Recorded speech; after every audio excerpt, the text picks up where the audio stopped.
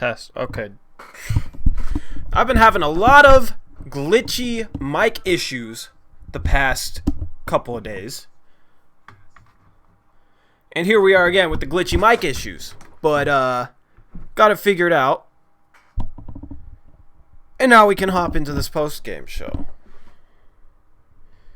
Thank you to everybody who told me. I did catch that right away. Yeah, I don't know. I think I need to get a new mic or something. It's like shortening out, but I don't know. It was fine earlier today for like the podcast.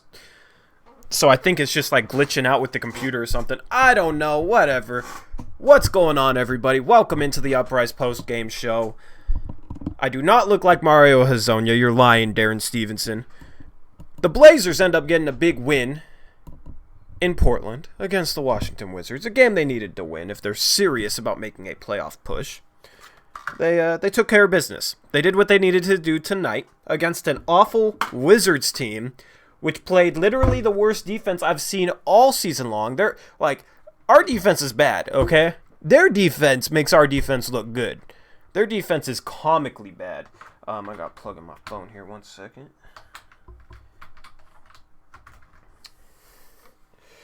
Yeah, their defense is comically bad, just like my intros have been lately. But, the thing is, I get better as the stream goes along. The Wizards' defense got worse as the game went along. That was a ridiculous defensive effort by the Wizards, and we had a good offensive game. We hit shots, but not only that. What we did well tonight was we attacked mismatches. Carmelo had good matchups in the post. We attacked that. Carmelo got to good shots. He didn't really settle. And that goes for pretty much the whole team. We didn't settle for bad shots. A lot of times against bad defenses, we get a little too, hyper, I guess you could say. And we just settle for a bunch of quick, tough, contested shots, and that plays into the hands of a bad defense because we're not making them work. Tonight, I thought we made the Washington Wizards work on defense, and honestly, they don't really work much on defense. So when we made them work, and they didn't work, we ended up getting good buckets, if that makes sense. That's kind of how it adds up in my head. But we just had a deliberate style of offense tonight. We attacked the interior too. Early in the season when we played against bad teams, we just settled for a bunch of jump shots. And if they weren't falling, it seemed like we would shoot more jump shots. Even against bad teams with no interior presence, we still settled for a bunch of jumpers. Tonight shows you why you attack the interior of a weak defensive team without a rim protector.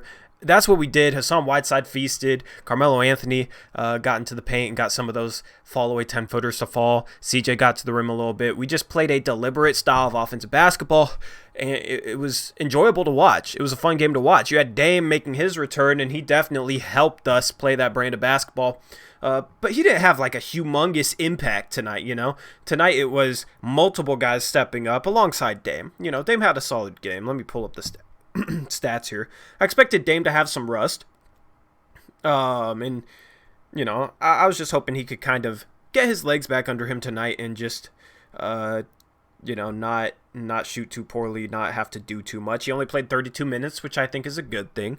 Dame had 22 points, 5 assists, 4 rebounds on 6 for 12 shooting. So he didn't even shoot that much. He was fourth on the team in terms of field goal attempts. So other guys were the guys stepping up. You had Carmelo with 25 on 8 for 13 shooting. You had Hassan with 24, 16, and 4 blocks on 10 for 14 shooting. You had CJ continuing some solid play. He shot 50% from the field. He had 22 points, 6 rebounds, and 5 assists. CJ made some nice passes tonight, and his playmaking looked good without Dame. And the question for me was, will CJ's playmaking continue to look good when Dame comes back? Because CJ is much more of a gunner with Damian Lillard on the court, and he doesn't get the same amount of touches.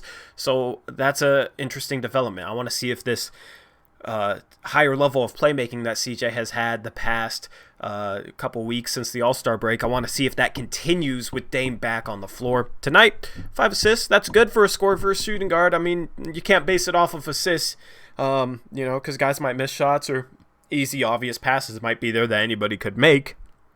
But overall, I just thought he made some nice passes. Found Hassan Whiteside on pick and rolls a couple times. He's getting better at running the pick and roll and making some of the passes out of the pick and roll. So it was good to see. Good all-around game. Off the bench, we didn't have much production. We had Simons dropping 8 points, had a 3, and then had a nice and one drive back-to-back.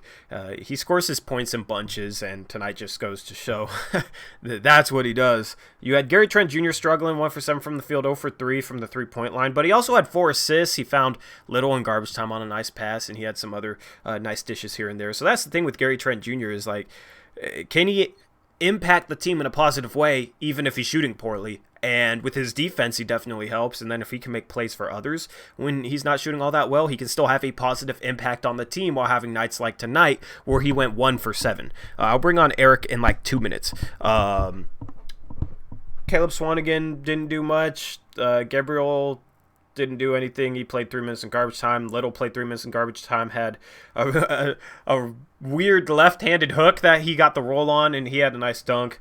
Hazonia, 3 points in 16 minutes, 1 for 3 shooting. So our bench didn't really make much of an impact, but when you have our starters combining for, let me do some quick math here. When you have our starters combining for 108 points, with all of them shooting 50% or higher, that we're going to beat bad teams. You know, we don't need much from the bench if we're able to do that. For Washington, Beal had 29. He started really hot, and then he slowed down. I thought the defense on him improved. We started guarding him tighter. We started being a little bit more physical with him. That slowed him down. Outside of that, Bertans had 4 threes, shot 8 for 16 from the field, had 21 off the bench. I was worried about him going into this game, but he got a lot of his points late once the lead was double digits.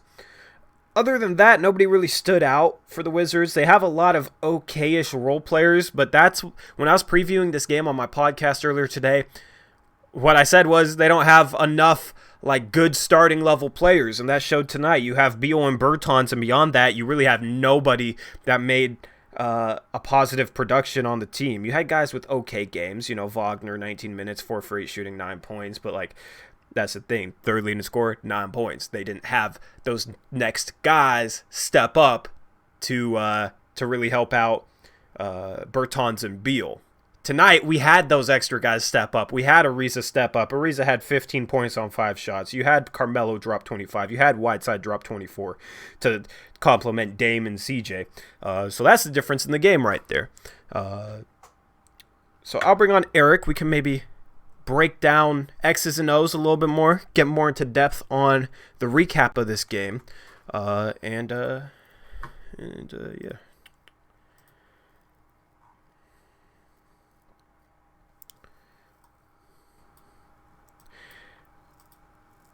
Alrighty, what's going on, man? So my recap is out of the way. My little breakdown I like to start off with. What was your main takeaways from this game? What do you want to start off with? My main takeaway is that Washington sucks, especially on defense, and that we didn't even really play that great and still easily won this game, which is good. Glad someone in chat earlier said this is a good game for Dame to come back against, and that was very true. He didn't have to do too many things in this game. It's kind of sucked he had to come back in since they cut it to 11 in the fourth. Yeah. I was hoping that the bench could kind of take care of business there, but other than that, yeah, pretty solid game. I have a lot of notes about the first half defense, but defense was a little better in the second half. Yeah. They missed a lot of shots, though, too. Yeah, that's the thing with a team like this. You can't really evaluate the defense based on the other team's field goal percentage or the other team's, scoring numbers when it's a bad team. Washington is a team that's going to miss some really easy shots. Doesn't mean we're necessarily playing good defense. That's just a testament to the other team missing good shots. Washington's not a good team. They are the 11th ranked offense in the league, so they are actually an above average offensive team, but that's that's with like Thomas Bryant playing. That's with Jordan McRae was a guy who killed us the first time we played the Wizards. He's no longer on the team, and that's of course played against Eastern Conference teams, which, let's be honest, the Eastern Conference is not as good as the Western Conference. But overall, going into this game, I knew it was going to be a high scoring game. I was just worried about us not letting them score 130, and we held them to 105, so that was good. Yeah, only 44 points in the second half, after giving up 61 in the first. Yeah. So Yeah. That I want yeah, more halves like the second half, dude. I was frustrated that first half, giving up 61 points. Like, we gotta play better defense, and we got it in the second half. And looked what happened. We ran them out of the building. It was easy. Like, did you were frustrated in the first half with their defense on Beal, right? yeah, I mean, you keep letting a guy come off screens wide open without the big up there to pressure him, and the guard struggling to get through screens, and he's gonna get a bunch of wide open shots and get going. Bradley Beal usually crushes us every time we play him because, in my opinion, the scheme we run against him, he likes playing against that scheme. It's not a coincidence that certain players play well against the Blazers. In my opinion, I've said that before, and I've listed off Blazer killers, and in the past I haven't named Bradley Beal, but that's another one. So he was able to get a lot of good shots in that first half, and it's like that's really the only guy you really have to sell out on. Because Bertans wasn't starting, so a lot of those points he was getting in the first half, Bertans wasn't even on the floor. Beal's out there playing with like Napier, Wagner, Hachimura, which are like decent role players, but you don't really have to worry about them. Yeah. Did you happen to see Brooks' interview with Coach Yim at halftime? No. Oh, do you want me to quote what he said about the defense? Yeah. Okay, this is a direct quote. I wrote it down. We did a really good job on Beal, even though he had 21. He had to work really hard for it. What? No, we didn't. Yeah. Let's go replay That's Beal's. what he said at halftime. I was like laughing so hard when I heard that. I'm like, what are you He talking like got about? like Is this the some wide open lay-ins and some wide open jumpers coming off screens. I don't understand that, man. I want to say he was like 7 for 11 and 4 for 5 on threes in the first half too. Like, Yeah. yeah, OJ Mayo, like, he does get very nervous when he talks on interviews, but like I just kept thinking, is this the problem with the defense? Like, they don't think it's a problem, like they Yeah, think well, they actually played well when they didn't. Like, honestly, that's like yeah. I mean, really cringy. in previous games you have they always seem to, oh, the other team just made shots and we missed shots. You know what I mean? I always feel like they kind of undersell our defense. In that first half, our defense wasn't good. Our second half, our defense was good. And in the post game, and when we have games like that, then Stotts will go on the record and say, "Oh, our second half defense was a lot better than our first half defense." Then he'll kind of admit that the first half defense was bad. But if we played two halves of defense like the first half, I think the narrative would be, "Oh, they just made some shots. We made them work. They played a good game offensively and they made some shots." You know what I mean? That's how I feel like it's gone this season. Yeah, for sure. I tweeted this out, but I just feel like teams are not smart against us. Like, all you have to do is set a screen or like move without the ball and you get open shots. Like, I don't understand why teams don't just put us in a pick and roll every time. Yeah, I do think especially when you have like better in the Beal, second like half, though. just yeah. But like when you know Whiteside's dropping, just run a pick and roll with Beal and Wagner the whole second half. Like, I don't know. I didn't really see much pick and roll in the second half. What's up, Chili? You got a dono Oh, it was from $2 M. Sotelo. M. Sotelo 503 thoughts on Jody Allen wanting to sell. Though that was just speculation by Dwight James. It wasn't based on like anything that's actually like real. It's just like a speculation, which I kind of agree with the speculation, but it was just speculation. He kind of clickbaited that. Toby Ryan says, "I don't know what you guys didn't like. What trade is he suggesting? Let's just see here for a second." I got it. So he said, "Oh, right when he was about to, he cut out. His internet's a problem again tonight, guys." Yep. right when he was gonna say what the deal was. Eric's internet's been having some issues. Yeah, I don't know why people bring up trades. No trades can be made. You're right. I was just curious because apparently people thought it was bad, so I was curious to see what exactly it was.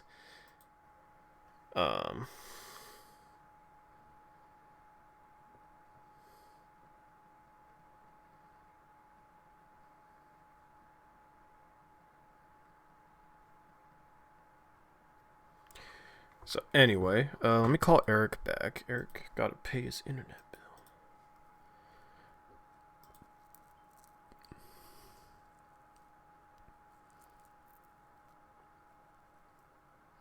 Will y'all do any sort of college basketball coverage for March? Yes, when the brackets come out and all that, I plan on just for like that week doing some coverage. Just like some bracket coverage. All right, so Eric isn't answering. I don't know what's up with Eric's internet.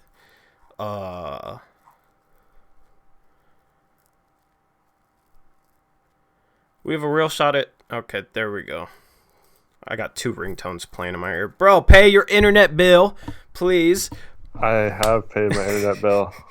Once again, my internet bill and my TV are locked up, so my TV's working fine. So what was that That's trade? annoying. I just want... We'll cover it quickly. I'm just curious, because people didn't like it. It was CJ and something going to the Knicks, Bullock in a first and a second to the Celtics, and then we get Julius Randle, Marcus Smart, and like Mitchell Robinson or something like that. Why would any of those teams do it? I could maybe see the Knicks doing that, but yeah, I don't know. Like, yeah. He's saying trade CJ because he sucks at defense, but then you want our power forward to suck at defense just as bad. Yeah, like, Julius Randle might be a worse defender than CJ, and he plays at a position that is more needed defensively. So anyway, back to your takeaways of the game. Yeah, I mean, I felt like there isn't really much positive to talk about other than they moved the ball really well, I thought, especially in the first half. But like the game was so easy, it's hard to like tell anything that went super well. I mean, it's nice that when you get a good shooting night from Melo, it's always nice when Ariza has a good game as well. I thought he played really good defense, especially in the second half too. Whiteside had a pretty good game. Yeah, I don't know if this is the right time to get into some stuff about him, but you got a bunch of negative stuff, don't you? I'm trying to be positive right now. It was like it's very hard for you. We won by 20. The spread was -7. We won by 20. Got some positives for me, right? Yeah, I'm saying like it was an easy game. Washington sucks. Like, oh yeah, yeah. I mean, but I just said the ball movement was good. I said like good. Offense was good. I just talked about Melo having a good game or Rizzo having a good game. I just mentioned like 10 things. Like, what do you want? What more do you want from me? I don't know. All right, go on. What you want us to talk about? No, it's fine. I just said I won't get to the negative stuff right now. I was trying to be positive. Oh, yeah. I just, I don't know. It's tough because there's been this really bad stretch of games, and it's, like, so negative. We lose to the Hawks. We lose to this. So, it's like, yeah, there's still a lot of problems out there, and it's like we're two people who are just honest with our takeaways. We're not biased against the team, obviously. I don't feel like we're biased for the team. Like, we try and call it how it is, and we're willing to give props where props are due, and we're willing to point out problems when problems exist, and it's not really based on the end result. Obviously the end result matters a lot, so obviously the end result matters, but you can win a game by 20 against a really bad team and still have some problems, you know what I mean? So and the thing is, Portland's gonna have to fix these problems. So I get where you're coming from, Eric. It's just also like thinking about, I don't want people to tune in and expect negativity even in a 20-point win. So like, I just want to keep it balanced because I want to, point out all the problems too and just try and keep it balanced. It's like kind of hard to do that sometimes. Completely agree with you. That's why I said it's not the right time to say any of the negative stuff. But most of my notes were from the first half when it's negative. Yeah. And then it's kind of easy. I get what you mean. It's kind of like when the team's playing bad, it's easy to be like up on Twitter or up like oh, what the hell are we doing? What is that fast break defense? Blah, blah. And then when the team starts like playing how they should and like goes on a run, it's easy to just like sit back and kind of like relax and enjoy it. You know what I mean? So, I get that for sure. For sure. Yeah, I mean, I just feel like the second half wasn't that much different. Mm-hmm. We just kept going, playing well, and the Wizards dropped off and played like crap in the second half, and didn't exploit any of our defensive issues. So, yeah, it was a great win. Like we need these wins. Like I'm not discounting any win right now. Like it's great. Like we need all these games. On to the next one. We need to win the next one too. Like just keep winning. Sucks Yeah. that Brooklyn couldn't show up against the Grizzlies tonight, but at least Dallas pulled out that win over the Pelicans in overtime. Mm-hmm. So got a little space there. Shout out Dave yeah. Gibson for always being so positive towards us. I love Dave. Every Man. time. Appreciate it, Dave. Appreciate it, bro. And yeah, we just can't. Like I said, if we would have lost tonight, it would have been really bad considering Memphis won. But just got to keep within distance of them and then win those 2 games against them when we play them. And we're right there. We still have a chance. With the way the Pelicans are falling out of it, I mean, a lot of people just assumed that they were going to be the ones that got the 8th seed. But it might be raising a little bit past that 30% we talked about earlier if they keep winning these games. Memphis got to lose some games though at the same time, like, or else we're gonna have to sweep them. It's either one of those. So it's like, I did not mean to do that. I don't know why I did that. But transition mid-sentence to literally the same slide. But yeah, no, I mean, like, because Memphis blew out Brooklyn, blew the doors off Brooklyn, just absolutely demolished them tonight. So they have a hard schedule. They have some hard games coming up. Hopefully they can start to drop some. I mean, New Orleans lost tonight. We're now a game and a half ahead of them, back ahead of them, and we got an easier schedule coming up. That's the thing. Playoffs are definitely not out of the question. We still got a good chance here. So one quick thing, Eric. I'm only going to be on here for like 20 more minutes. Do you want to, maybe like 15 minutes, do you want to like set up your camera and take it over and I can switch to like your Skype feed? Do you want to do that, or what do you want to do? Let's see how it's going in a few minutes. Alrighty. Later on, bringing Chili. Thanks for tuning into both shows today. Thanks for your support, Chili. I remember when Tori was on True Blazer Fan. Yeah, those were the days. Goodbye. I'd rather get swept than miss the playoffs. Yeah, I mean, I don't want a 13th pick, 14th pick, right? I want to make the playoffs and be competitive, or I want a top 4 pick and to get Obi Toppin. Like, I'd be happy with both of those. I don't want the 13th or the 12th pick or the 14th pick. Like, I'd rather make the playoffs and get swept than have the 12th pick or the 13th pick. It's just kind of like the chance at that top 4 pick is like, it is, it's a good consolation. It's not something that I'd absolutely like hate to end up, having some okay odds at getting a really impactful player. It honestly might make us better for the future.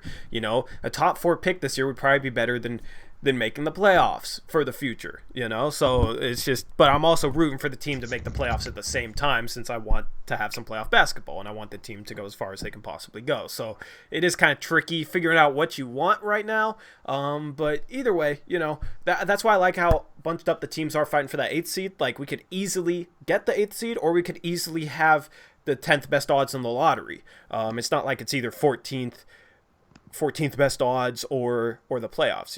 It's there's a bunch of teams bunched up there, so that is the positive with the situation we're in right now. Yeah, for sure. I just think with this stretch we have coming up, we're gonna find ourselves closer to the 8th seed than the back of this pack fighting for the 8th seed. Mm-hmm. So I think we're just gonna we have too many games against teams like the Wizards coming up that if we win them all or most of them, that it's going to be hard to move up enough in the lottery to make a difference. So yeah, I'd say just go for it right now, and might as well try. Yeah. And it's That's bugging me though, because if they do make the playoffs and Nurk doesn't play or Collins doesn't play the rest of the season, it'll be a huge what if for me.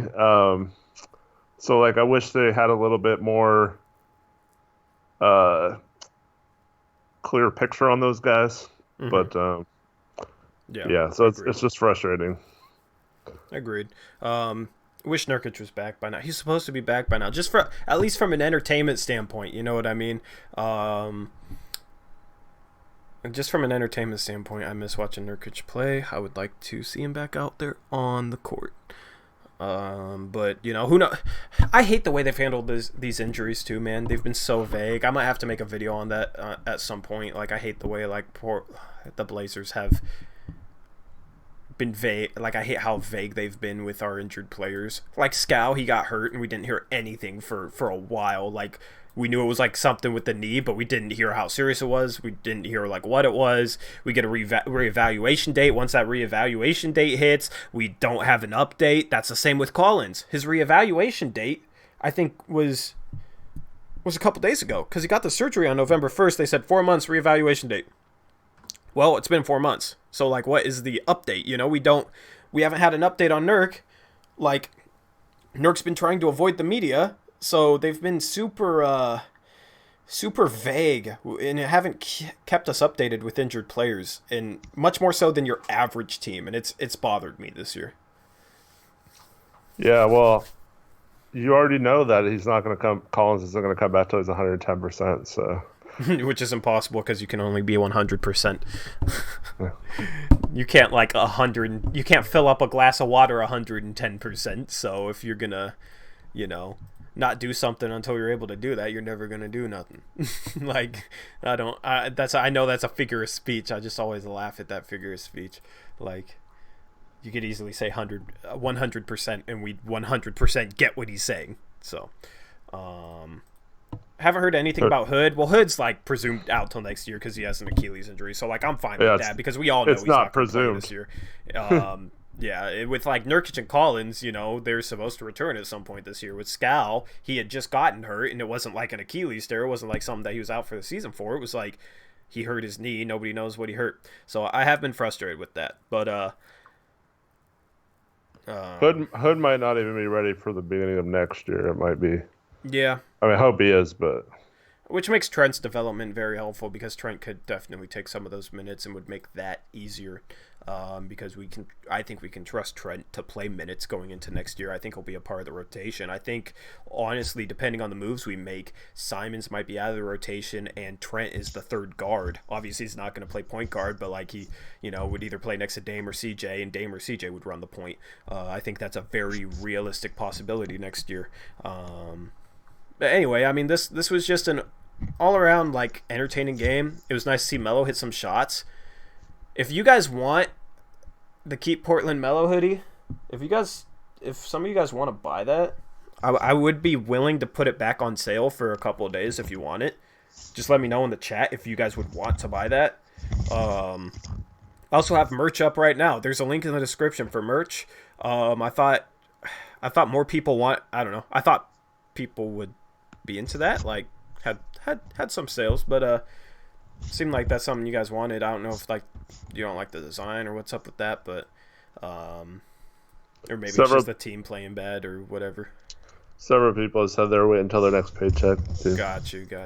Yep. Which I'm not. If nobody bought it, I wouldn't be offended or anything. I'm putting out a product. I'm selling it like. It's whatever. If you guys want that, Keep Portland Melo hoodie. Where's it at? I have it somewhere. Give me a sec.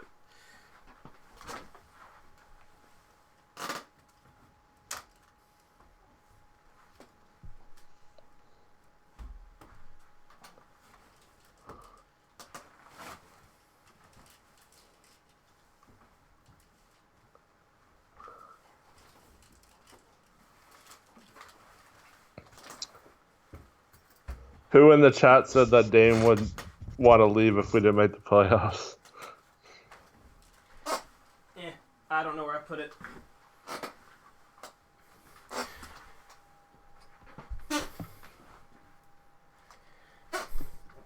Satola, you said that? I had it somewhere. I can't find it. Anyway, yeah, I can put it back up if you guys want it. Just let me know in the comment section or something. Yeah, screw it. I'll put it back up after this game. But only up for a day, so like if you guys want it, gotta buy it. Because I know somebody on the podcast earlier today asked about it. Like, where'd they go? So I will put it back up for a game. Just because he had a nice game tonight. You like the logo hoodie? Yeah, the logo hoodies are fresh, I think. I have one. I don't know where that one is. But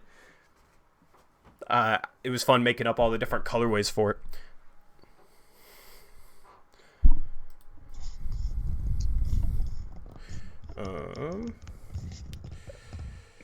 So, okay.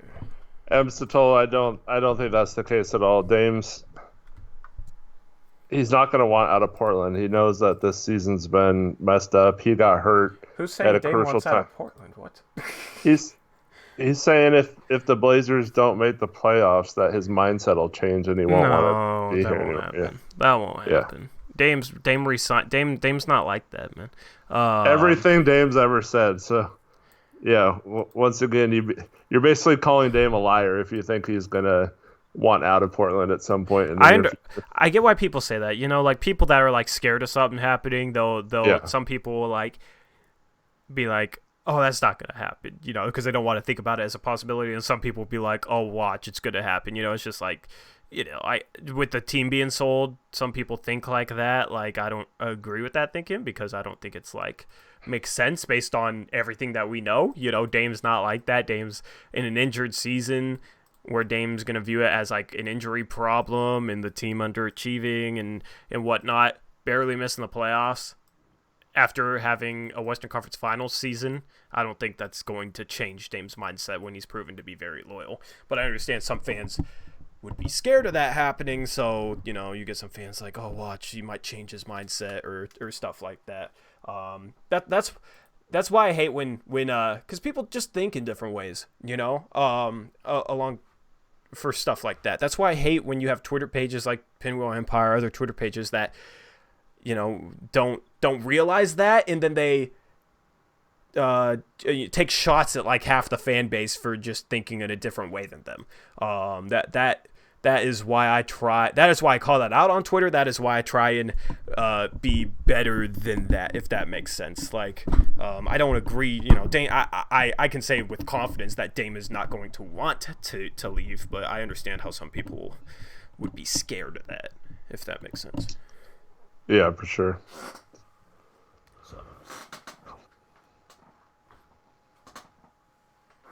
So, are you gonna want to set up your webcam? What do you think, man? Where are you going? Secret. All right. I gotta like pick up in here a little bit. I see. No, I'm not. Man, pause. It's nothing like that. I just gotta pick up in here, and I gotta like.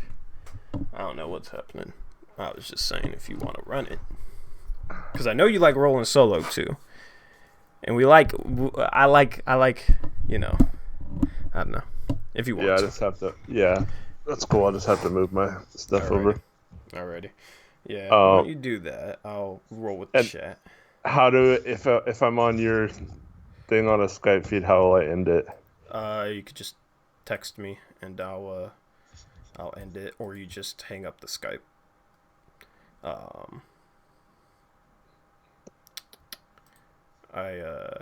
I can do the ND. I can try and do the NDI source if you want. That way, when you hang up, it should just go black, like if I'm not around, which would leave it live. But I mean, it'd just be black. Them edibles kicking in? Nah, I don't do that. Maybe that was for him.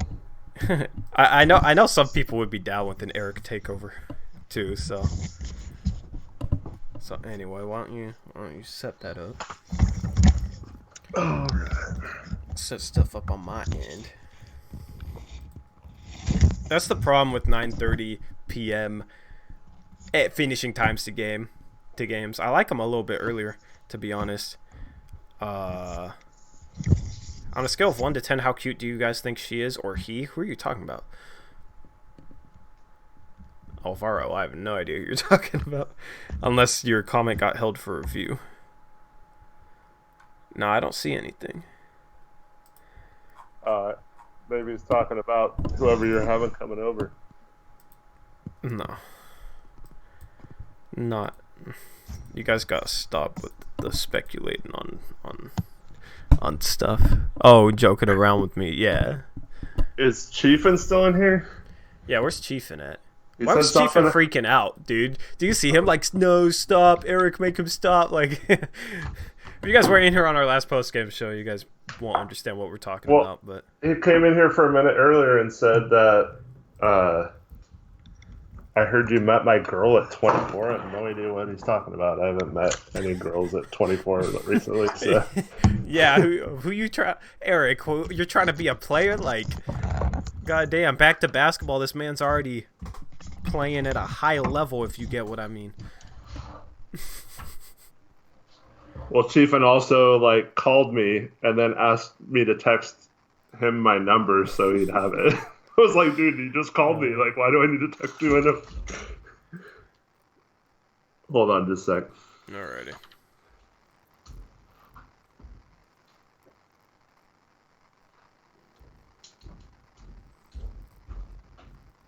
Let Eric get set up. Let Eric get rolling.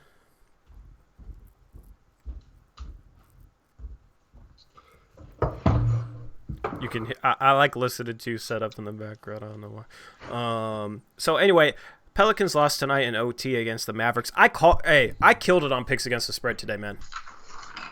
I absolutely destroyed picks against the spread. I went 7-2. You went 2-7? No, 3-6. There was a tie. Yeah, but then there was a double down, so it equals out to 9. Yeah.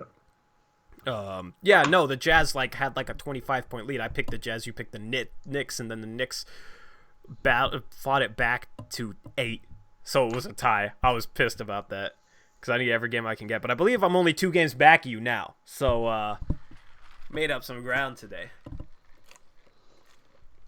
Chat might be tied. I don't know. I don't know who chat went with. I don't know how chat did today. I'll look real quick.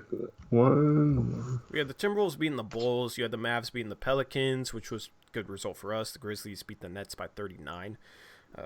Heat barely beat the Magic. They hit 22 threes and still almost lost that game at home. Bucks blew out the Pacers. Called that one. Thunder only beat the Pistons by 7. So Eric lost his double down on that. And then Blazers beat the Wizards by 21. That's BS too, because I would have won if it was my spread that I texted you or when it. Hey, I said you could change any of your picks, man. I know. And you said I'm still going to roll with the Thunder. So dude, that could come back to bite me. No, I called that Mavericks game earlier today. I was like, this Mavericks game, I think the Mavericks are going to win, but they're not going to cover the 6-point spread. They're going to win by 3 or 4. The Mavericks won by 4. So that was it's fun to call games like that. Malik Beasley looking great. Yeah, he's looked phenomenal.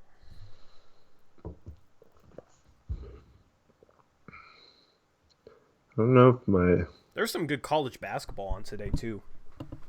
Like, before the game, you had so many possible Blazer draft targets playing. You had Sadiq Bey. You had Obi Toppin if Portland gets lucky. You had Okaro because Auburn played. Yeah.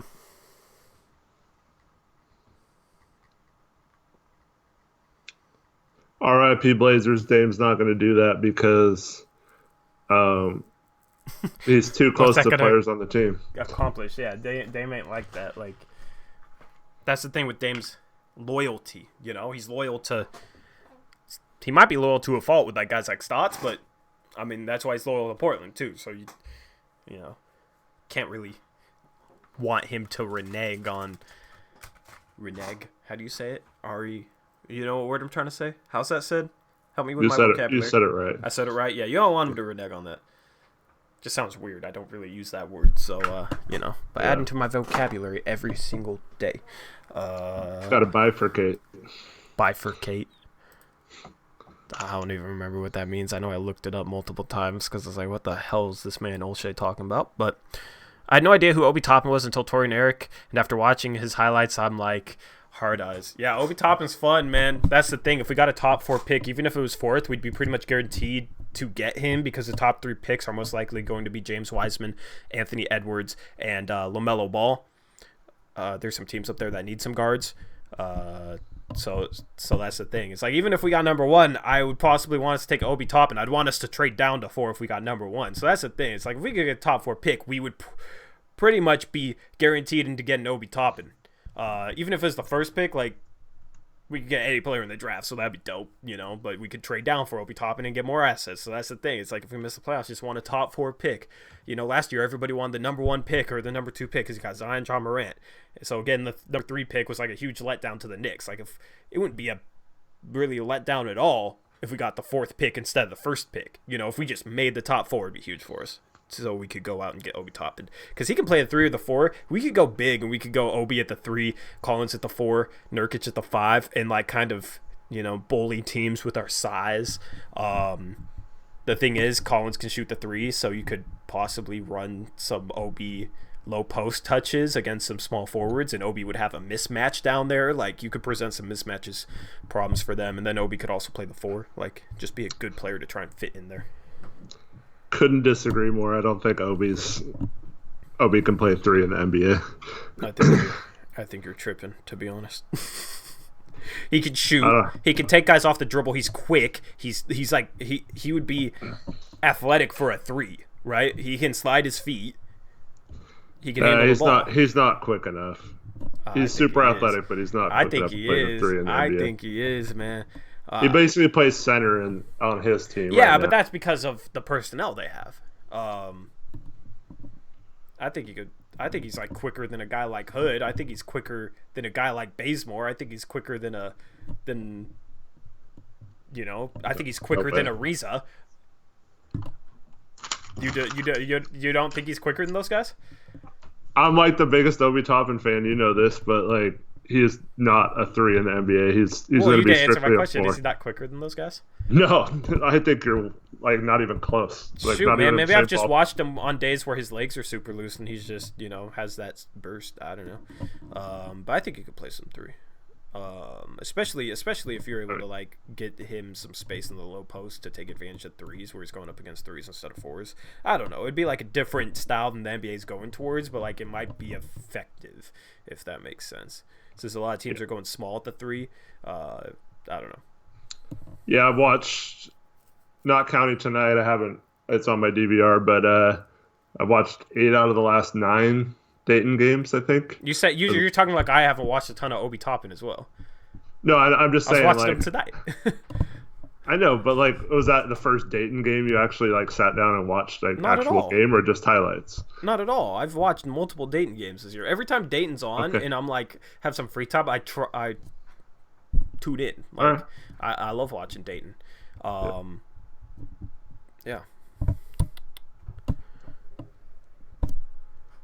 Yeah, I think he's not quite quick enough to play the 3. I think he's probably a perfect 4 in the NBA. He would be better as center if he was bigger, but he's not big enough to play center probably. So you're probably looking at strictly a 4 in my opinion. Yep. Do you have your webcam set up? You good to go? Yeah. Give me just a second. Let me grab something. All right.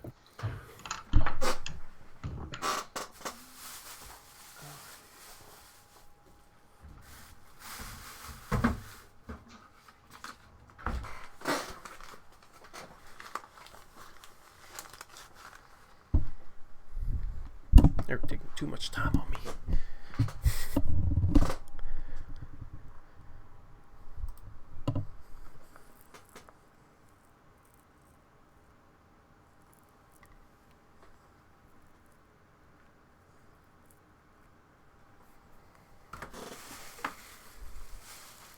I'm just gonna start picking up. Yeah. It looks clean. Okay, so my room, my area looks clean, but it's not.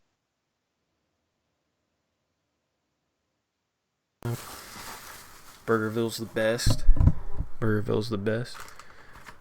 But I gotta clean up, man.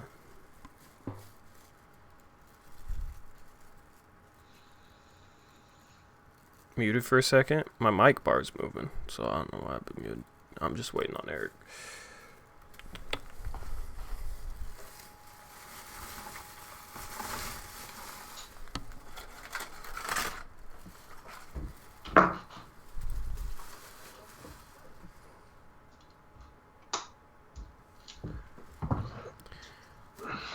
Jeopardy theme music plays in my head.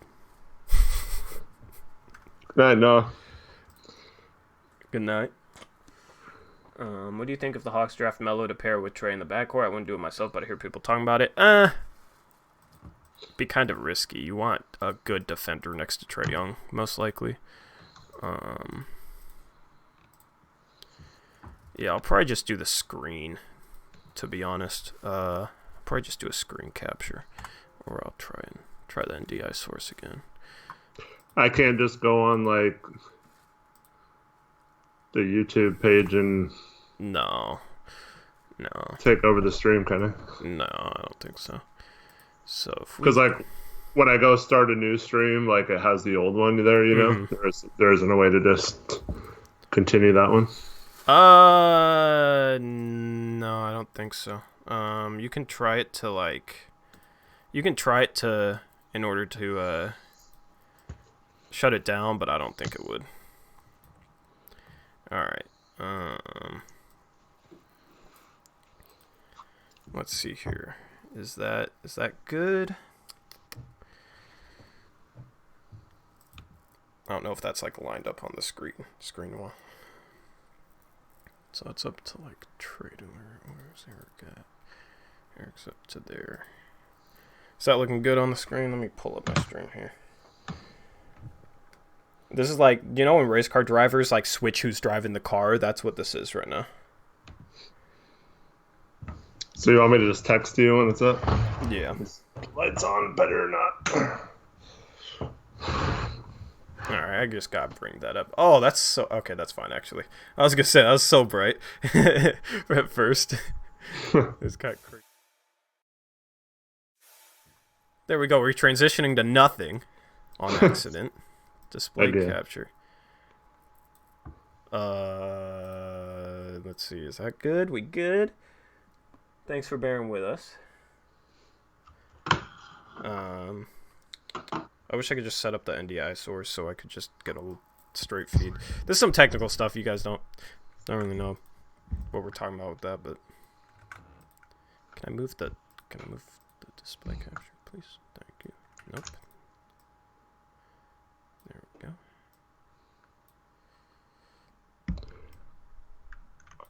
RIP Blazers, I would say that Tatum came into the league with some ability to create his own shot. It's improved a lot as well. But yeah, obviously Kyrie needs the ball in his hands a lot too. Alrighty, there we go. I think we're good to go.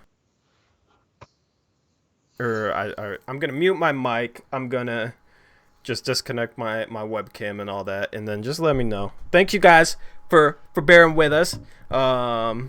I will be back, Friday for you guys, unless we play tomorrow. We're not playing it back-to-back, are we?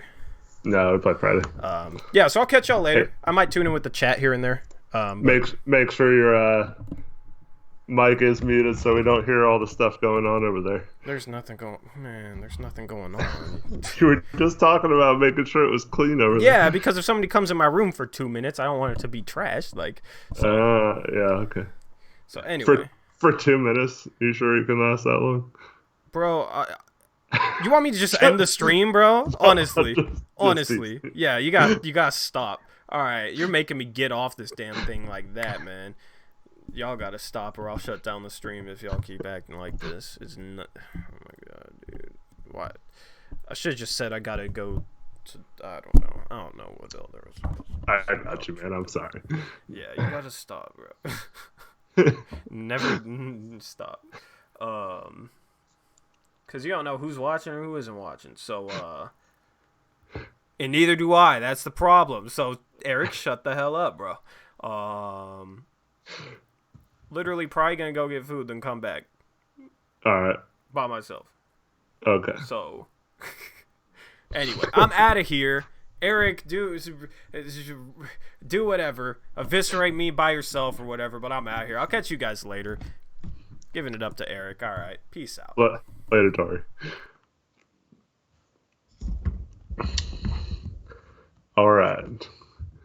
Let's see what's happening here. What's up, guys? How's everyone doing? I'll probably just interact with chat. I don't really have anything else to add for the game.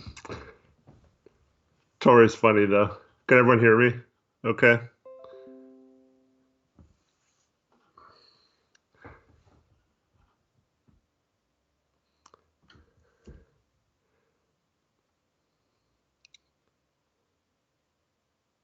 Whoa.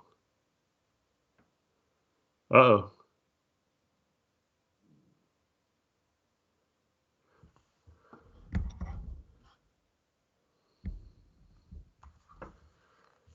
Does screen go blank for everyone else?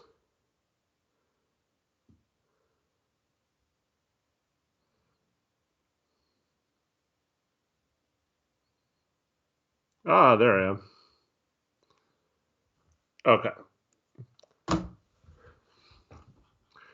Yeah, Tori's gonna mess with it, so I don't do too well.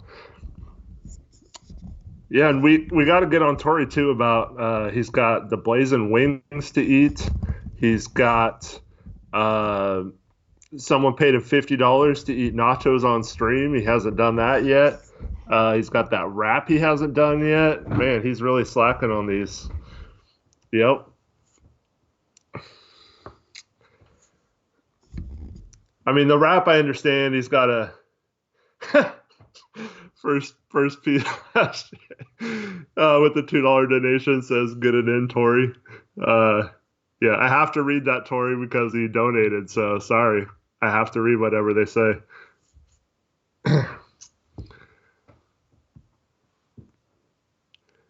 Yeah, I'm sure he is in the chat. He's probably listening. Yeah, nachos do sound good right now.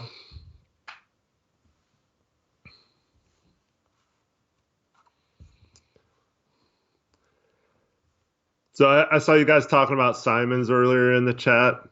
I think there's a difference between phasing him out of the rotation as it gets closer to the playoffs and giving up on him completely. I don't think giving him less minutes in crucial moments of the season is necessarily a knock on him. He definitely needs to step it up next year. And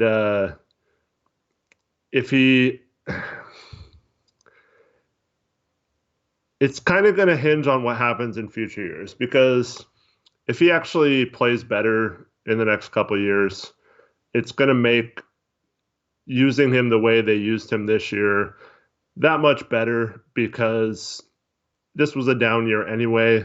There wasn't really, like, if we would have played Simons less earlier in the year, it wouldn't have really made that much of a difference in terms of wins. So I would have rather gotten that out of the way this year. And so it should pay dividends in the future. If not, if this is as good as Simons gets and he's just a huge bust, then it will obviously be one of Olszewski's most massive failures as a GM to put that much faith in him this year. But yeah, I think this year just letting him sink, and hopefully it allows him to be stronger in future years that he got all this experience this year. But we won't know the answer to that question for at least 2 more years, I think. And he's still under contract for 2 more years under his cheap rookie deal, so don't really have to worry about him too much. Alex Wolf asked, is Little in Portland's long-term plans, you think? I hope so, because I really like his skill set. I especially like his defense and the way he's improved his form on his shot this season. It's really hard to tell, though, because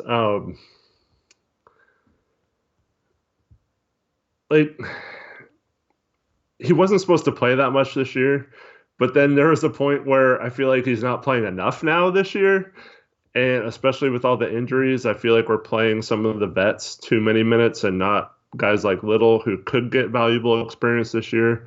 And I feel like it's cost us a few games not playing Little as much as we should have.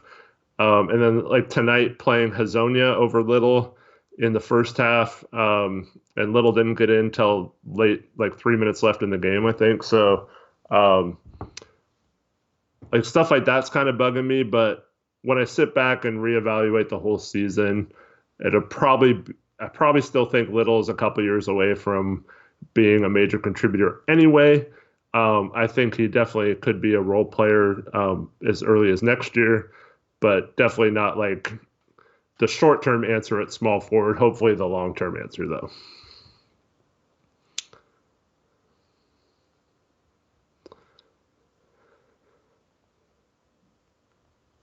Yeah, Little has shut down Zion on the past. I don't know how big of a sample size that is, so I can't say he's a Zion stopper or anything like that. But AM, you never lied. I don't know what you guys are talking about. So just so you guys know, anything held for review, I can't see any of it because it's on Tori's end. So, so if your messages aren't showing up in chat, just like word them a different way or cut like the bad language or certain words out of it, and maybe it'll come through. But anything being held for review tonight will not be seen by me or chat, so keep it clean. So Olshay lied. What did he lie about?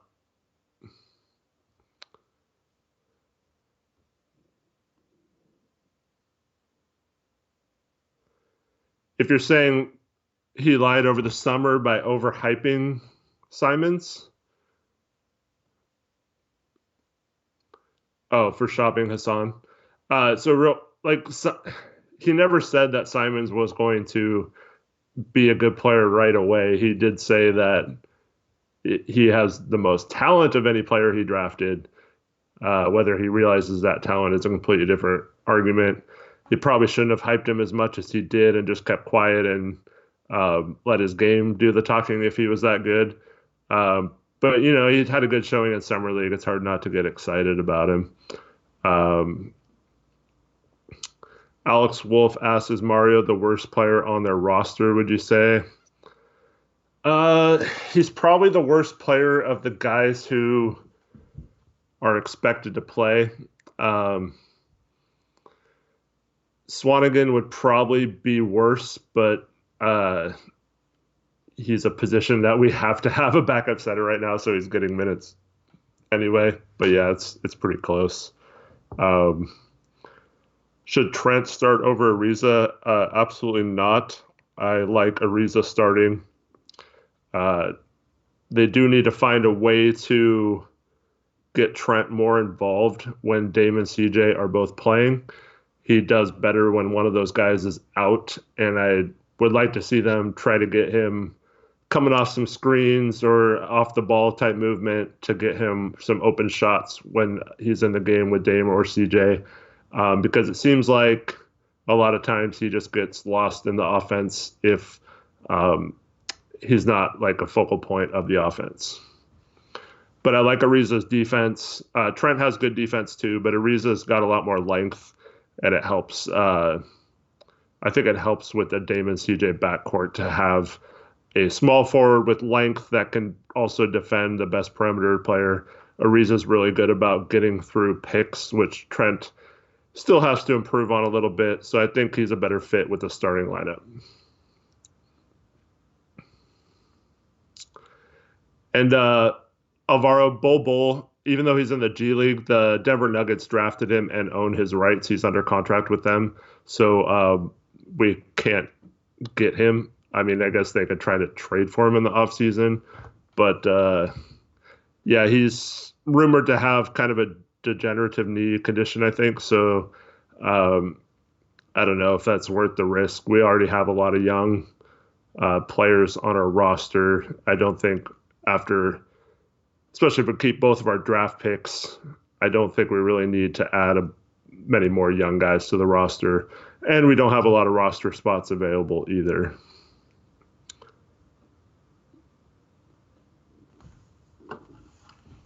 Yeah, OJ Mayo light. That's a good point. We'd be too small if Trent was the starting three.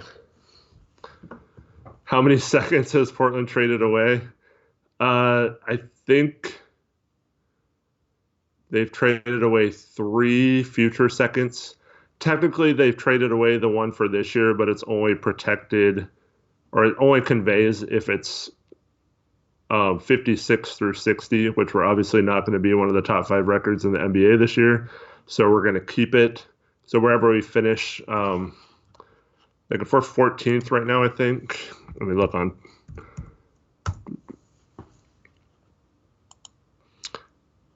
Yeah, so right now, well, the second round is strictly by record. There's no like lottery or anything like that. So it's actually the 46th pick right now in the second round, and we have the 14th pick in the first round, with a very tiny chance of moving up from that.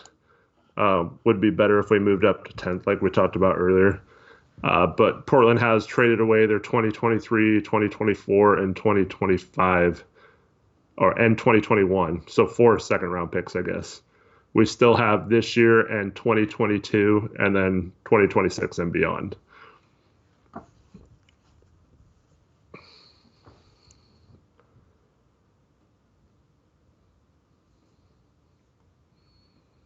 What do you guys think Tori's doing right now?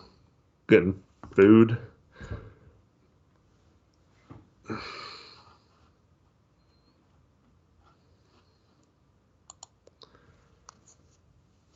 He's definitely not working on his rap. He's at Panda. Kyler asks, odds we keep our first round this draft. I think they're extremely high that we keep our first round pick. You heard Olshey mention it at the trade deadline that they valued their first round pick enough not to trade or use it in any trades. It was off the table. And they've talked several times about, when you're in a small market like Portland is, you have to take advantage of draft picks. You can't really just trade them all away and not build through the draft. We could get someone with our mid-level exception this summer, but there's not a lot of big free agent options. So if we want to somehow take this team from somewhat contending to like absolute contender, you have to hit on one of those picks eventually, just like a home run, and get like a Kawhi Leonard or a Jimmy Butler type or a Rudy Gobert type, where you're not necessarily getting a high lottery pick, but you hit on a pick. And there's one or two of those usually almost every draft. So it's not out of the realm of possibility that it could happen. But I'm pretty sure they value their first round pick, especially this year when it's going to be a little higher than it has the last couple years. And I think they'll definitely use that. I don't see them trading because they don't have a lot of tradable assets. I could maybe see them trading like for future picks. But yeah, I don't really see like a big trade involving picks and players happening. They could maybe try to package picks to move up if there's someone they really liked. Later, Alvaro. Have a good night, man. But yeah, I think they're going to keep their first round pick. OJ Mayolite asked, how do you get a job like Amara has? Tweeting for a living would be an amazing job. Who does the YouTube for Blazers? Is that her too? I think those videos it's just someone who automatically posts them whenever they happen. I'm not sure who that is, though. I doubt it's her. I think she's just responsible for the Twitter feed. But yeah, I think you just have to build your name up on Twitter as being a good tweeter. And then, when those positions become available, I want to say Amara was working for another team and the Blazers hired her from another one. But yeah. Yeah, it seems like a fun job though. But you got to be really witty and you definitely can't say anything negative or too bad on there. You got to do nothing but positive stuff and have funny jokes and all that stuff. It's a lot harder than it seems.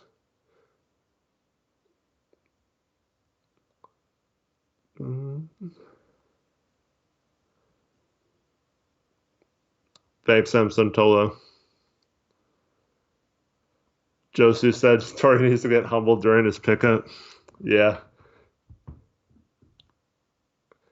I really want someone to put him in his place one-on-one from chat. It'd be great because he has like no doubt that he would win one-on-one against anyone that has ever watched one of his videos. So it'd be cool if there were some ballers out there that could take him down legitimately.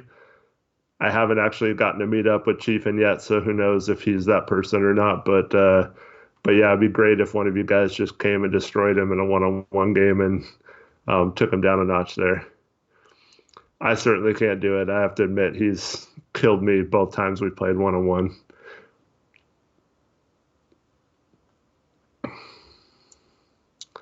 Granted, I couldn't move at all, and he was knocking down threes, which is pretty hard to stop when you can't move because I have to either choose to take away his drives or take away his three-point shot. And when he's hitting those, he's a tough guy to beat. But yeah, he is. Torrey's a really good player. He doesn't seem particularly super athletic, but he is. He uses that really well. And he's a good defender. He's locked some guys down on defense. Like he really is a good defender. Like don't let his the way he moves fool you. He can lock people down.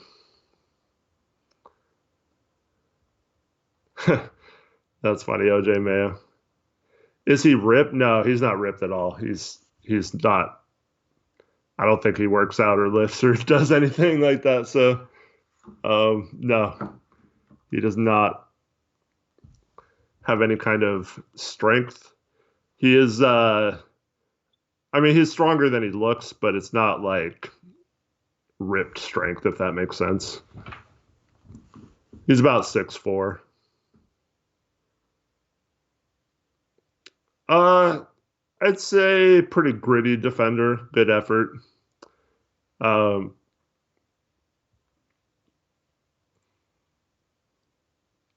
don't know if he can pull up from how deep he can pull up because most of what I've played with him has been half court, and the one or maybe two times we've played full court, he hasn't really it's been on slick surfaces where it's hard to really do a lot of stuff. So yeah, keep the questions coming, M. Samtola. I love it. I like just sitting here talking to you guys. That's funny, first fee. Did I say it like that? Like I said, he doesn't work out or anything, so it's not like he has some sort of physicalness. And he always talks about how I just bully people, but I got some finesse to my game too when I can actually move. Hopefully I can get my weight down and be a little quicker out there. But he doesn't have a lot of bully ball in his game. So that's why he wants to go more finesse.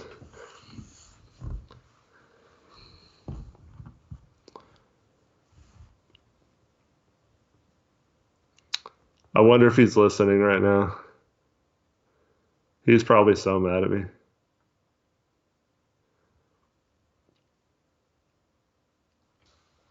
Thanks, Zacho.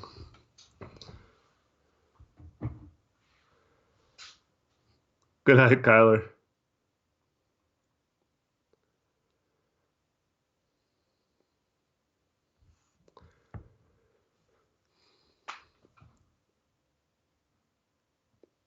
Jason Joseph asks, do you see a world where we trade up for Obi if we make the playoffs? Just got a feeling the Blazers won't try and make a move like that. They will just settle for one of the other forwards.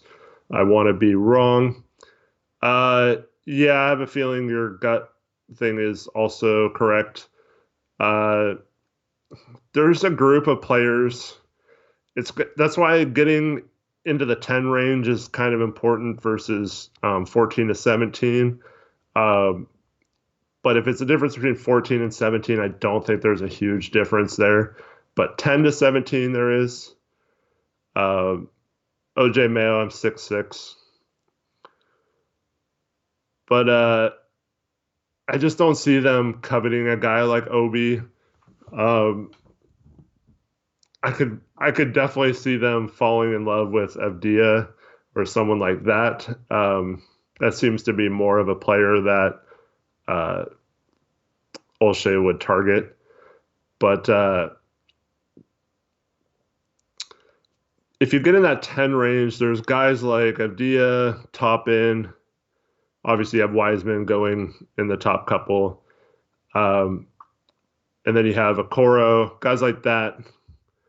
One of those guys would probably fall to 10 depending on what other teams do, but there's a lot of guards mixed in there, so you just hope there's a run on guards like Cole Anthony and LaMelo Ball and all those type of guys, Anthony Edwards. Um, and that leaves one of those forwards to fall a little bit. So, yeah, Theo, I don't know how to say his last name, Maladion. Um, yeah, so I think if we get in that 10 range, we can definitely get one of those guys that could become an instant, immediate impact. Pretty much everyone in this draft, to me, has some sort of flaw.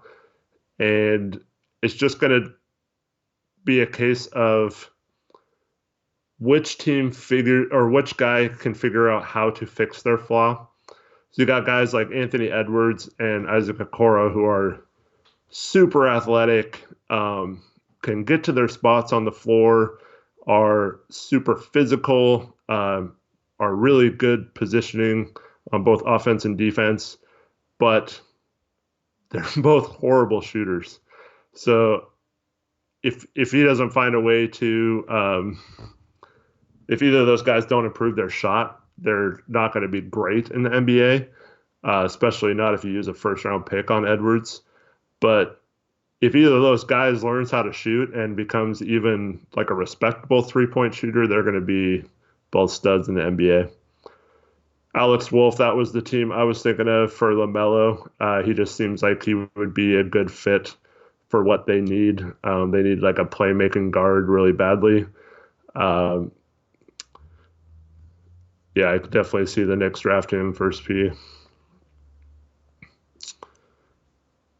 Sotolo, I did not play in college. I went to Oregon State. I could have played at some colleges like Torrey played at, but I chose to just go to a four-year school and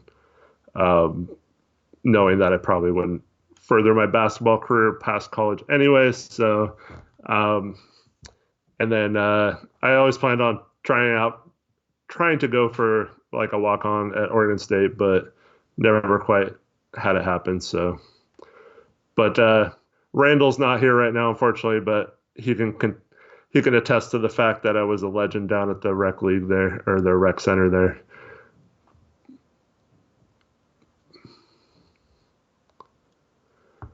Alex Wolf asked, do you see Andre Drummond picking up his player option this summer? Last summer, he had said that he was absolutely not going to pick up his option, but I heard when he was traded to Cleveland that he was leaning towards taking it now. He didn't want to. He didn't want to give up that much money in the center market, so I think it would be smart of him to opt in. That would basically be like Whiteside this year. If he had a player option for next year for 27 to 29 million, he should take it. He doesn't, thankfully, but yeah, that's a lot of money to give up and then possibly only get about 10 to 15 million in the open market.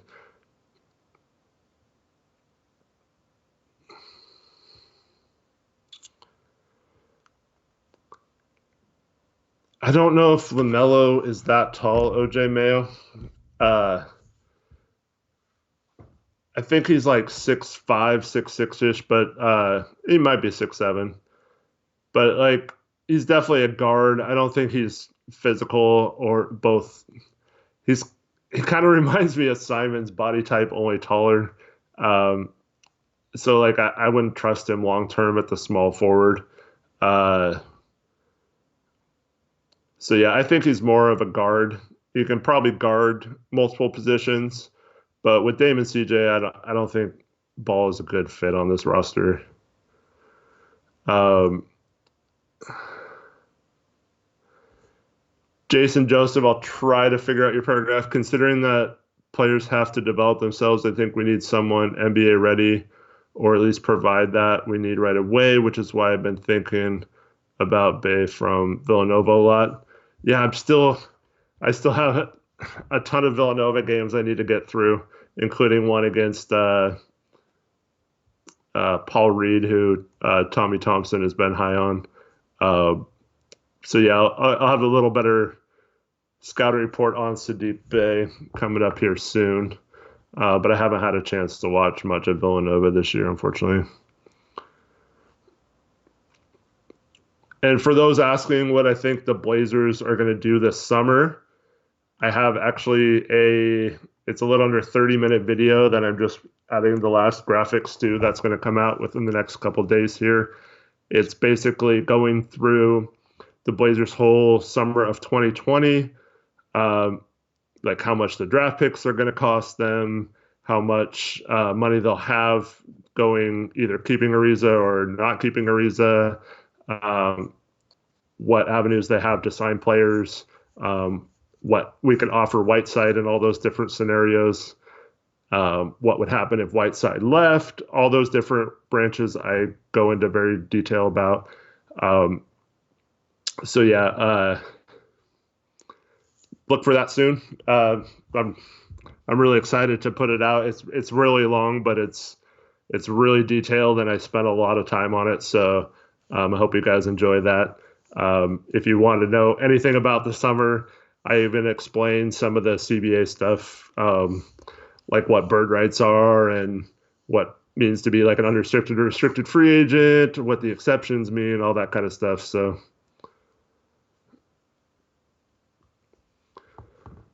yeah, Shabazz actually killed it. He basically carried UConn to a national championship. I don't know if that was his junior or senior year, but yeah, one of those years. Do I think Portland is going to hit the repeater tax? I think no. I think next offseason they will do everything they can to stay under the tax, in my opinion. Love to be wrong about that because that would mean they're back to not caring about money again like they did all this season. But yeah, it's hard for me to imagine them trading Scout just to save a couple $1 million when that doesn't even help us avoid that repeater tax, only to go back into tax and get into the repeater tax the following year. So I'm pretty confident that they will not be a tax team next year.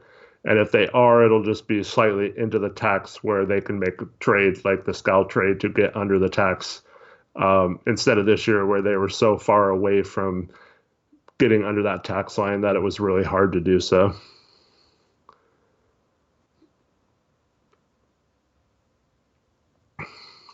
Yeah, I'll get on Tori too about having some videos of like who to watch.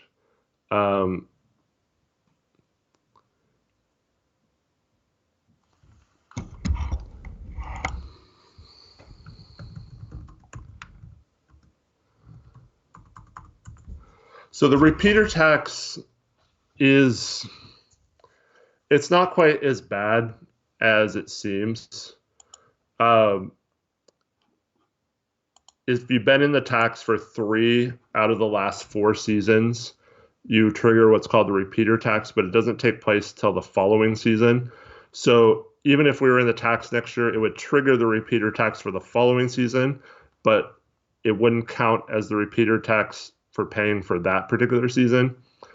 But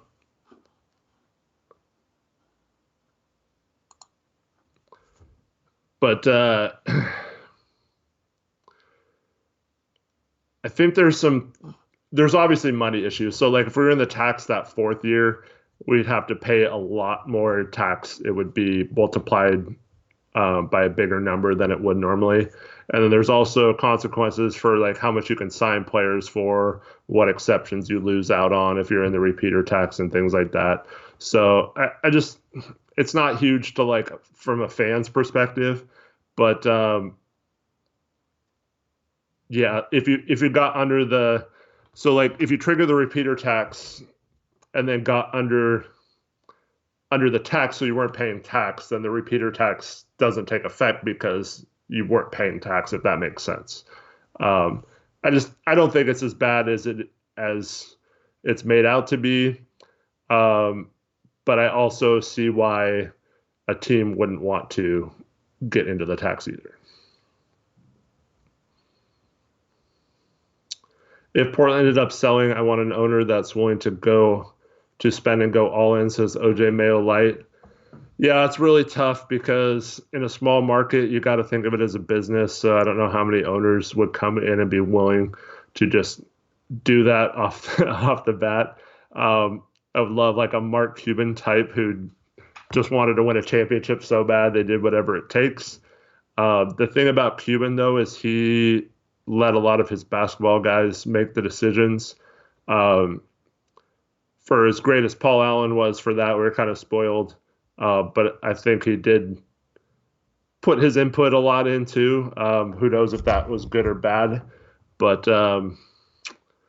yeah, hopefully you have an owner that wants to win a title, but also lets the basketball guys do their thing as well. But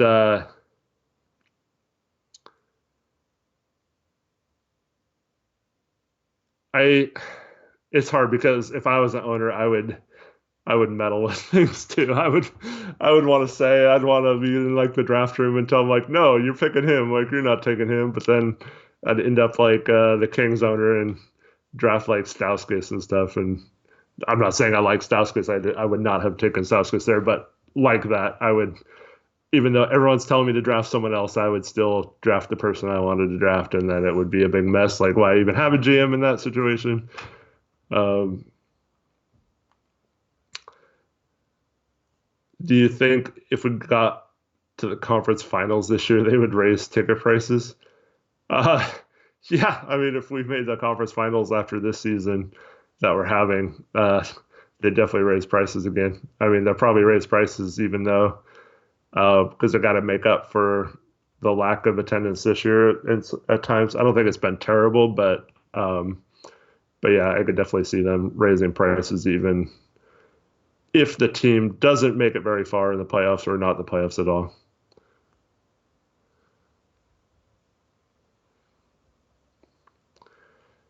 Jason Joseph asks if I think it'll be a mistake to get a playmaking guard that can defend in the draft just to offset a lot of the ISO we do. I definitely would love to see a playmaker, especially on that second unit. A guy like, not necessarily Rondo, but like a player like that who can control the offense and is a really good defender. But the problem is you have Simons and Trent already. So with Dame and CJ, that's four guards right there. So basically, you're saying that you don't believe in one of those four guys, which is most likely Simons.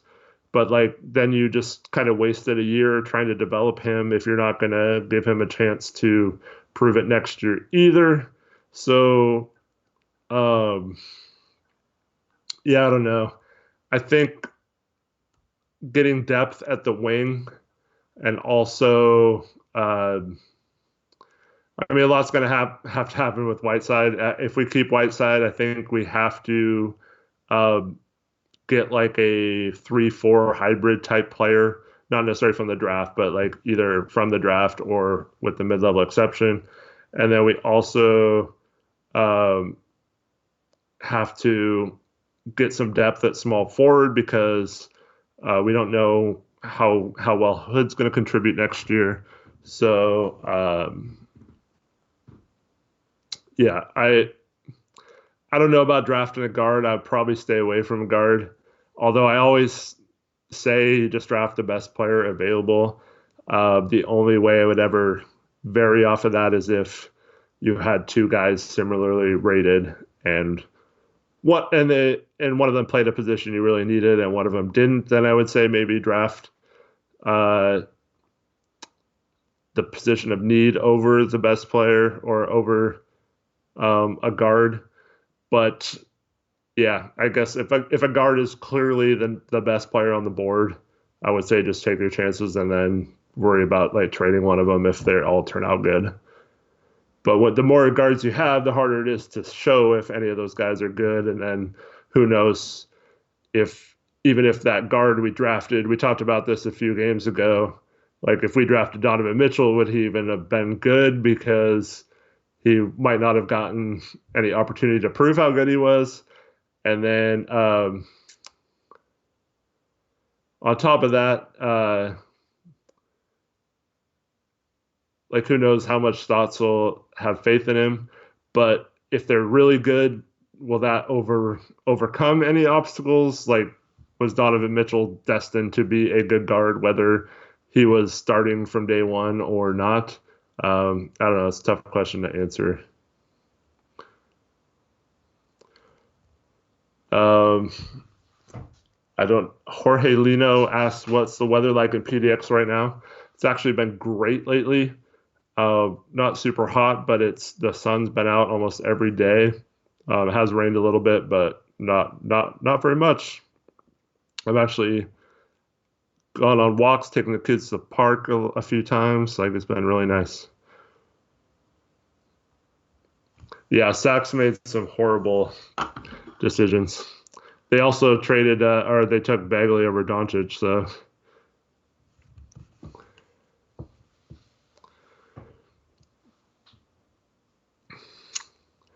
If given the opportunity, would you trade up for Toppin if the team trading wanted Simons thrown in for the pick? So, like you're saying, we had like the 14th pick, and the team with the 4th pick was like, oh, okay, we'll trade you the 4th pick for Simons and 14. Man, that's tough. I probably wouldn't do it in this draft. Yeah, I don't think any player is worth that in this draft. Like I said, if you don't get Toppin, I still think there's some other good players available to where you wouldn't have to give up Simons.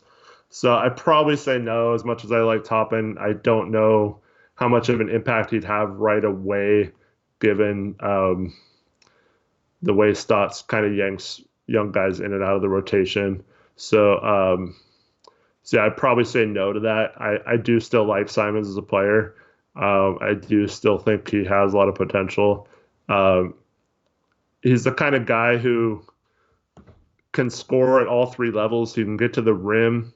Once he gets more confident taking it at the rim instead of trying to kind of finesse his way around it.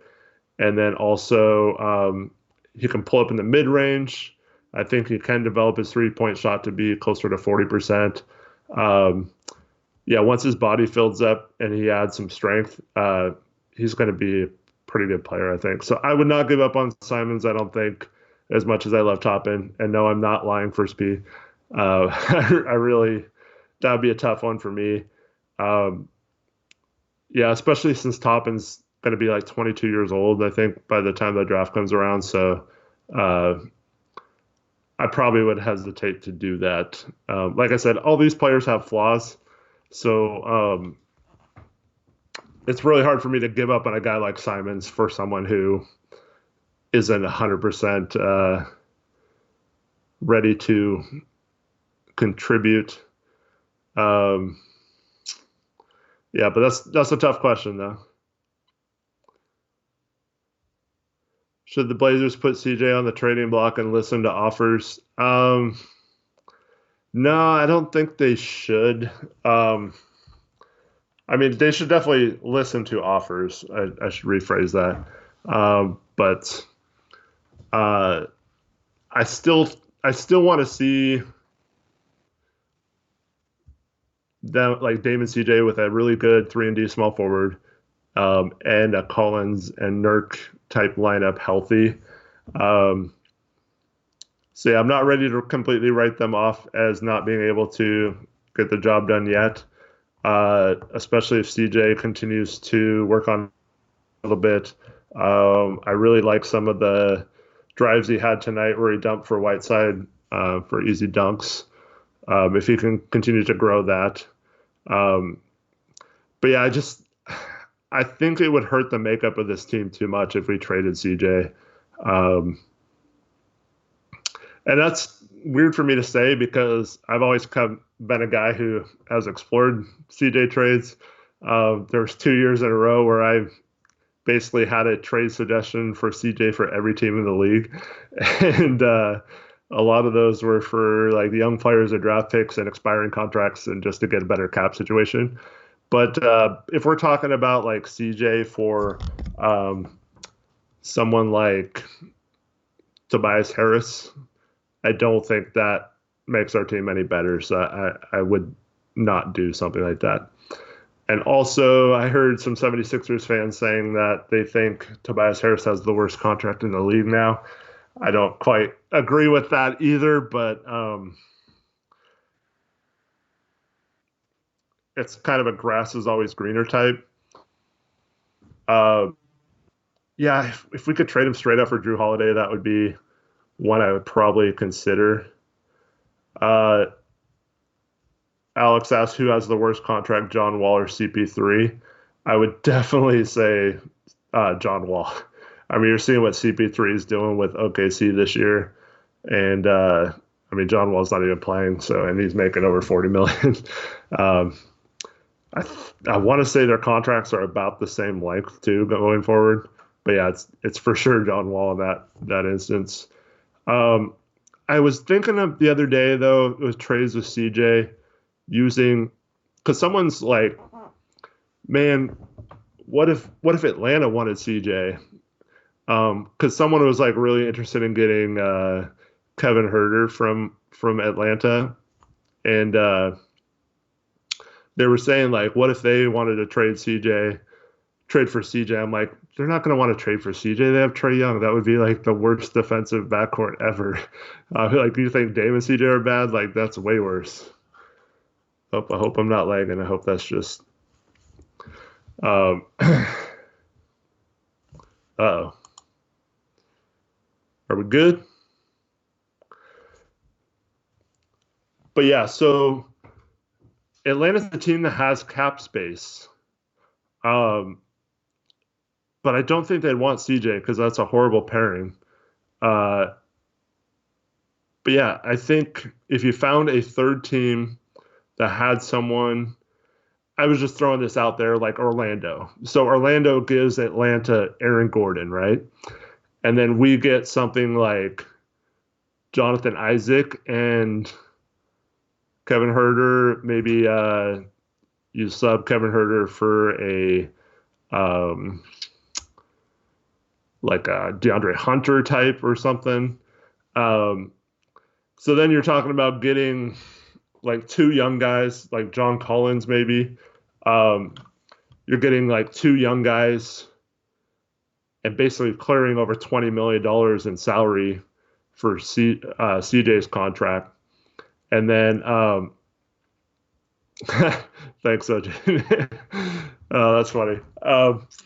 But yeah, if they could get two young guys who are not necessarily young guys who are a ways away from playing, if they're actually contributors like John Collins and Jonathan Isaac could be, then you get a much better cap situation going forward because Dame would only be our only big contract on the books, and we'd still have a pretty good team. So yeah, I would maybe explore ones like that. I don't know about that exact trade, but I'm just saying like something like that where you got both a young player from the Hawks and a young player from whatever team you're trading with, and then you just kind of used Atlanta to dump salary, so we only had to take back like $5 to $7 million, and we're sending out CJ at almost $30 million. Yeah, Buddy Hield, that's kind of a lateral move in my opinion.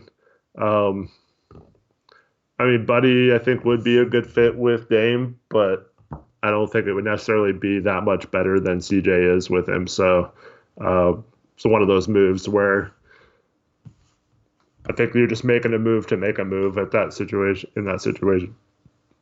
But he's not really a great defender either, so have all the same problems we have with CJ.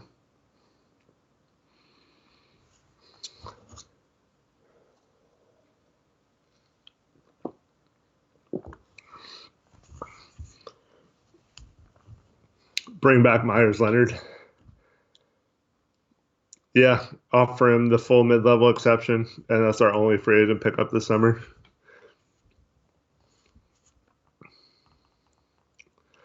I do wonder what would happen if we would have traded, or if we didn't make that trade and still had Harkless and Myers. I don't know if we'd necessarily be any worse off than we are right now. And we'd be under the cap.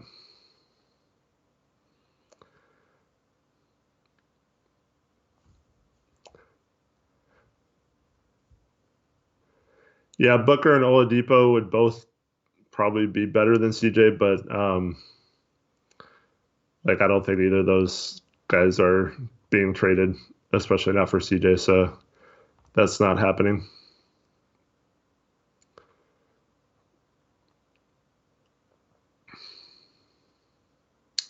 Oladipo is definitely a better defender than CJ is, so that would help.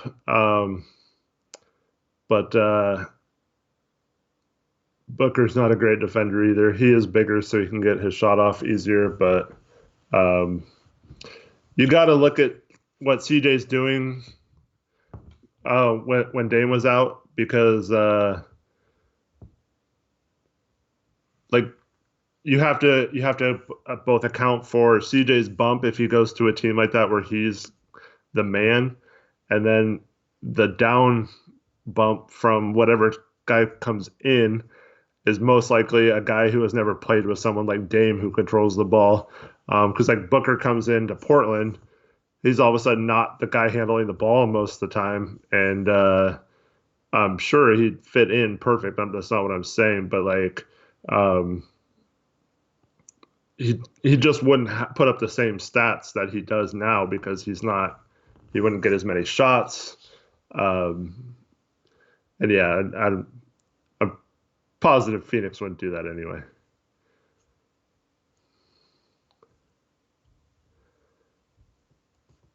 Yeah, Minnesota would be interesting if they found a way to get Booker and pair those three friends together, the new Banana Boat crew.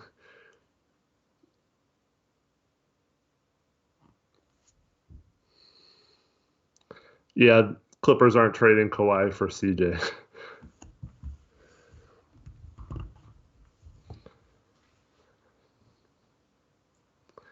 You know what? I don't even know why I have my headphones in. I don't think I need them, right? That's better.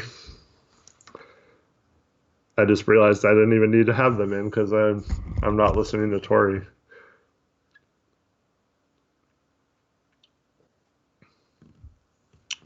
Yeah, I think we just need to see CJ play like he does when Dame's out, more often when he's in the game with Dame, whether that just be times where he's controlling the second unit and Dame's not in the game. But he's got to figure out a way to replicate that kind of production with Dame instead of just by himself. Nope. I've had this for a while. Not a new shirt, but thanks, man.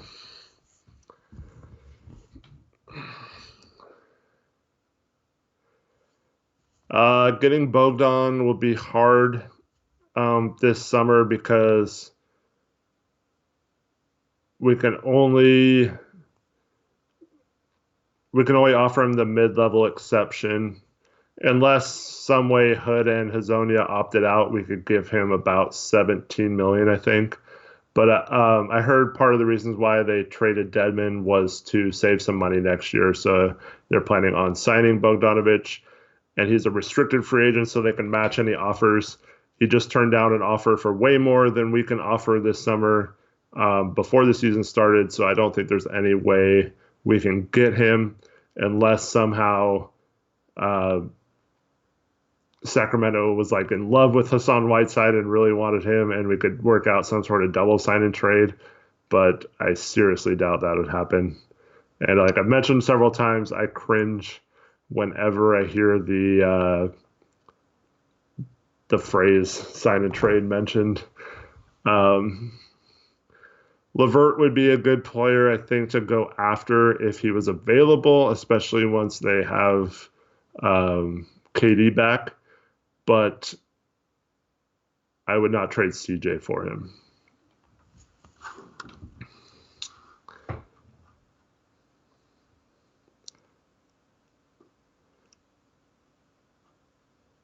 That was Tori asking for you guys to leave a like, not me.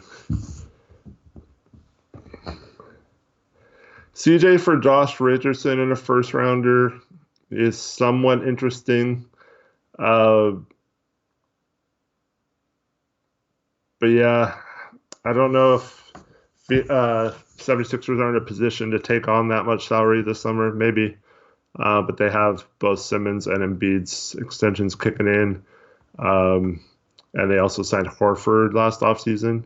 So my guess is they probably couldn't take on that much salary.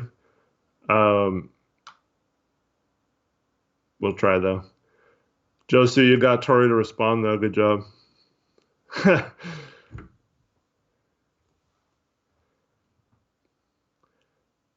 Jorge Lino says Portland should look at Bielitsa. Yeah, it's someone Tori's mentioned. We have that trade exception that he'd fit into this summer. So, yeah, if we could trade for him, that's one of the guys that could definitely help us. He'd probably be Zach's backup next year. And if you re-signed Whiteside, then you'd have basically your center and power forward covered. If you didn't sign Whiteside, you'd still be pretty good shape because Zach can go between the 4 and the 5. I want to comment on that, OJ Mayo, but I promised him I wouldn't say anything else. So trade exceptions.